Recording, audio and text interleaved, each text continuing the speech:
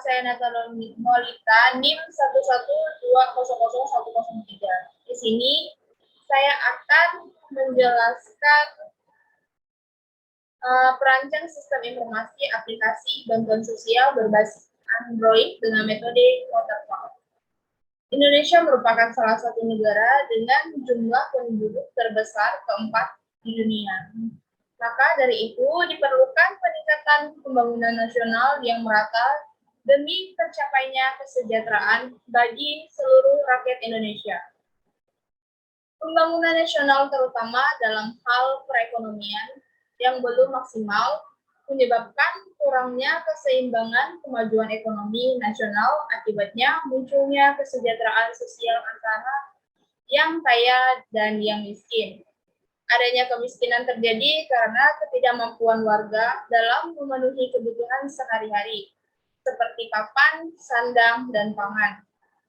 Berdasarkan UUD 1945 pasal 34 bahwa pemerintah mempunyai tanggung jawab dalam mengatasi kemiskinan, khususnya bagi anak terlantar dan fakir miskin.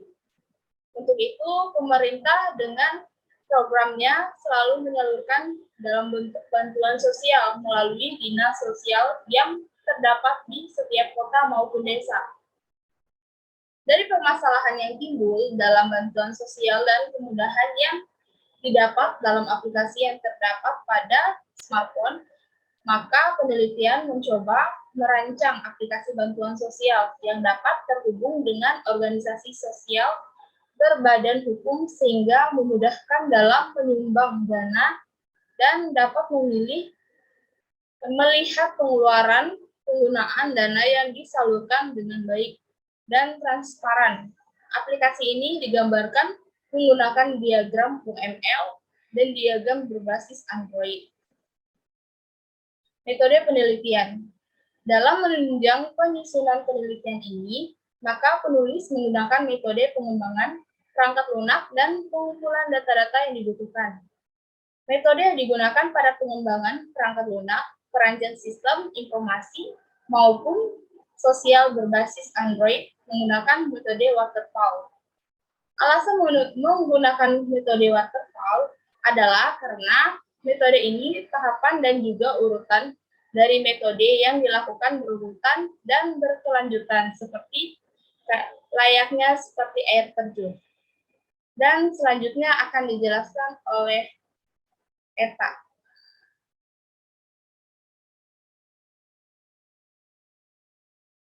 Di sini saya akan menjelaskan tentang tahap-tahap model waterfall.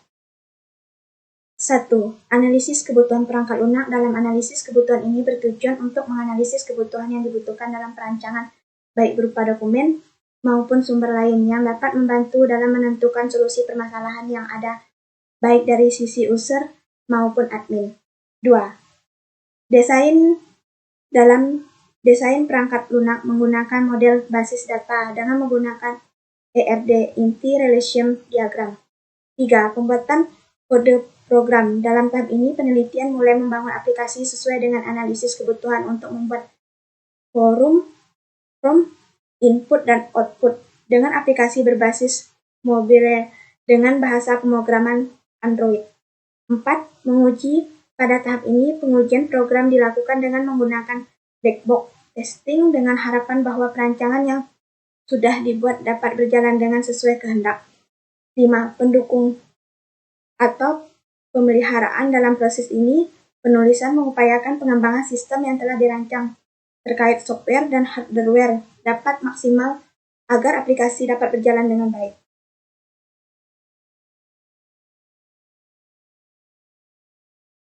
Peralatan pendukung tools system. Peralatan pendukung tools system merupakan alat yang digunakan untuk menggambarkan logika model dari suatu sistem dengan menggunakan simbol-simbol menggunakan logika model dari suatu sistem. Dengan menggunakan simbol, lambang-lambang, atau diagram-diagram menggunakan secara tepat arti dan fungsinya.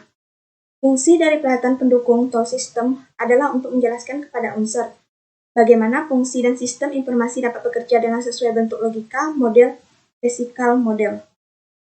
UML adalah suatu metode permodelan secara visual yang berfungsi sebagai sarana Perancangan Sistem Berorientasi Objek.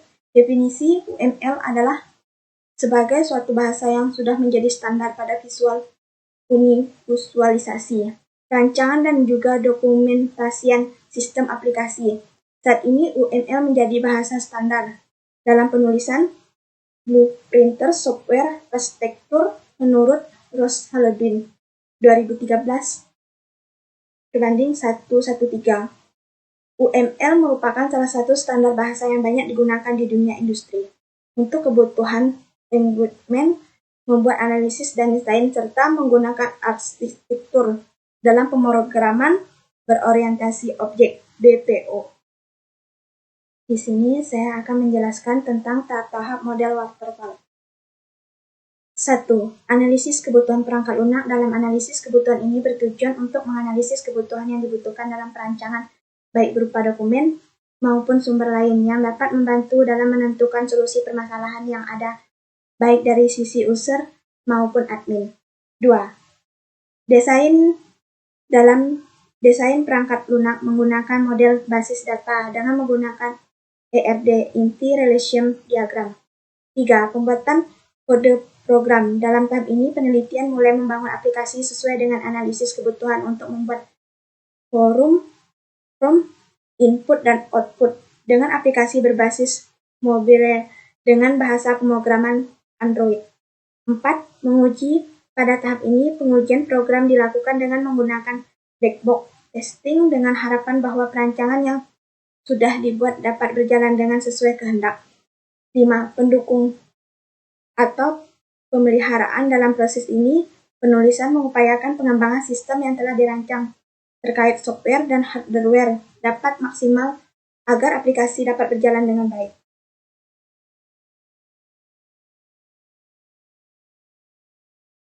Peralatan pendukung tool system. Peralatan pendukung tool system merupakan alat yang digunakan untuk menggambarkan logika model dari suatu sistem dengan menggunakan simbol-simbol. Menggunakan logika model dari suatu sistem dengan menggunakan simbol, lambang-lambang, atau diagram-diagram menggunakan secara tepat arti dan fungsinya. Fungsi dari peralatan pendukung tool system adalah untuk menjelaskan kepada user bagaimana fungsi dan sistem informasi dapat bekerja dengan sesuai bentuk logika model physical model. UML adalah suatu metode permodelan secara visual yang berfungsi sebagai sarana perancangan sistem berorientasi objek. Definisi UML adalah sebagai suatu bahasa yang sudah menjadi standar pada visualisasi, rancangan dan juga dokumentasian sistem aplikasi. Saat ini UML menjadi bahasa standar dalam penulisan blueprinter software arsitektur menurut Ross Halledin 2013 berbanding 113. UML merupakan salah satu standar bahasa yang banyak digunakan di dunia industri untuk kebutuhan engagement, membuat analisis dan desain, serta menggunakan arsitektur dalam pemrograman berorientasi objek (BPO). Baik, pertama-tama perkenalkan nama saya Silvi Violita dengan NIM 11200509. Di sini saya akan melanjutkan penjelasan dari teman saya. Pada slide ini yaitu ada IRD atau Entity Relationship Diagram, merupakan model data berupa notasi grafis dalam pemodelan data konseptual yang menggambarkan hubungan antara penyimpan. Model data sendiri merupakan sekumpulan cara peralatan untuk mendeskripsikan data-data yang hubungannya satu sama lain, sematiknya, serta batas konsistensinya. Model data terdiri dari model hubungan entitas dan model relasional. Diagram hubungan entitas ditemukan oleh Petersen dalam buku Entity Relational Model Toward a Unified of Data. Sen mencoba merumuskan dasar-dasar model dan setelah itu dikembangkan dan dimodifikasi oleh Sen dan banyak pakar lainnya.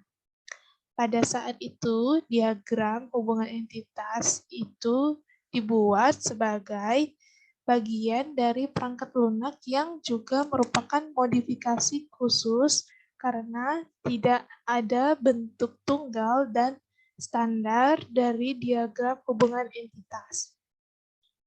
Lalu di sini ada black box testing. Black box testing atau dapat disebut juga behavioral testing adalah pengujian yang dilakukan untuk mengamati hasil input dan output dari perangkat lunak tanpa mengetahui struktur kode dari perangkat lunak. Pengujian ini dilakukan dari akhir pembuatan perangkat lunak untuk mengetahui apakah perangkat lunak dapat berfungsi dengan baik. Untuk melakukan pengujian, penguji tidak harus memiliki kemampuan menulis kode program. Pengujian ini dapat dilakukan siapa saja. Lalu di slide berikutnya, di sini ada proses bisnis sistem berjalan sesuai dengan ruang lingkup dalam penyusunan jurnal ini. Kami akan menguraikan secara umum proses sistem berjalan yang meliputi analisa kebutuhan sistem. Dalam penelitian ini, peneliti merancang sistem informasi berbasis Android yang dapat digunakan oleh beberapa pengguna. Adapun spesifikasi kebutuhan dari aplikasi bantuan sosial berbasis Android ini sebagai berikut. A. Dinas sosial. Yang pertama, koordinir kegiatan organisasi LSM. Kedua, mengontrol aktivitas organisasi. Ketiga, menerima laporan dana bantuan sosial seluruh organisasi LSM secara langsung. Yang B, organisasi LSM. Yang pertama, LSM dapat menerima dan menyalurkan bantuan sosial. Yang kedua, memudahkan LSM dalam membuat laporan serta lebih update dan efisien dalam hal waktu. Yang C, masyarakat. Pertama, masyarakat dapat dengan mudah menyalurkan bantuan. Yang kedua, masyarakat mengetahui penyaluran bantuan dari masing-masing LSM. Yang ketiga, masyarakat dapat berkomunikasi juga antara masyarakat dan disos, terutama dalam hal info atau pelapor. Masyarakat yang membutuhkan bantuan lansia, tunawisma, dan sebagai berikut layanan publik. Dan berikutnya akan dilanjutkan oleh teman saya.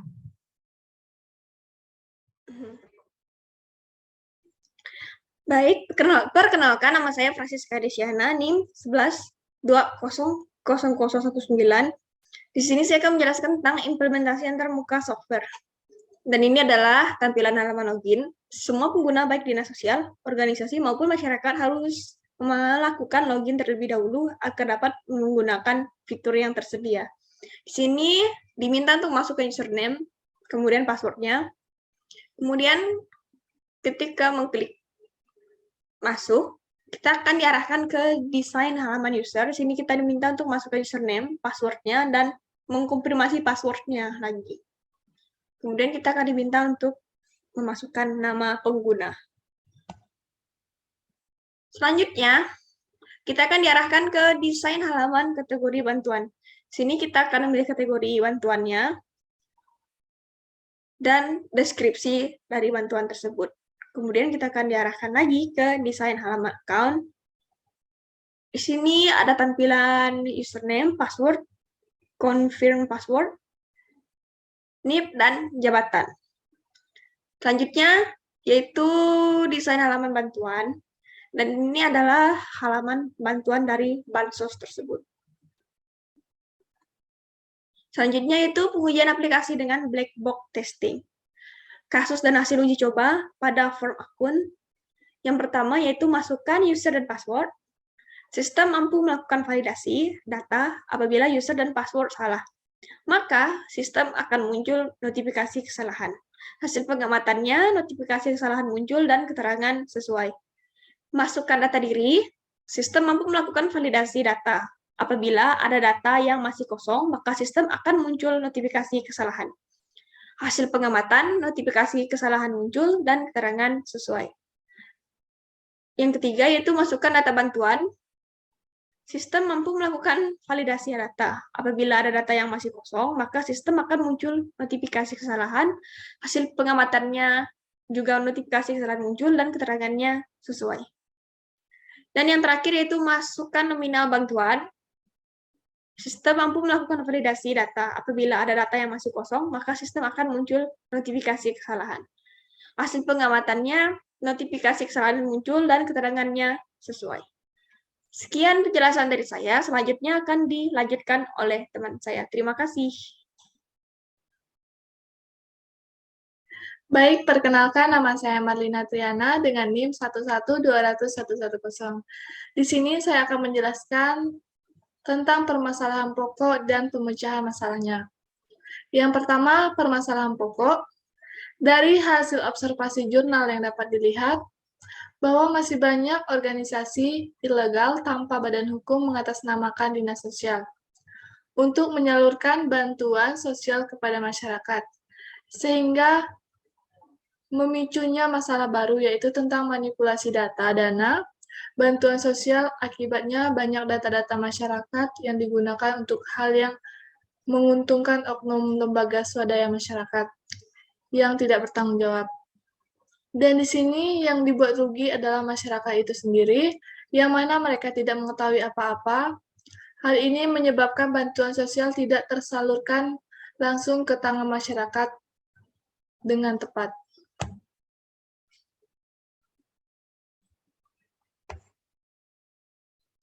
Selanjutnya, pemecahan masalah.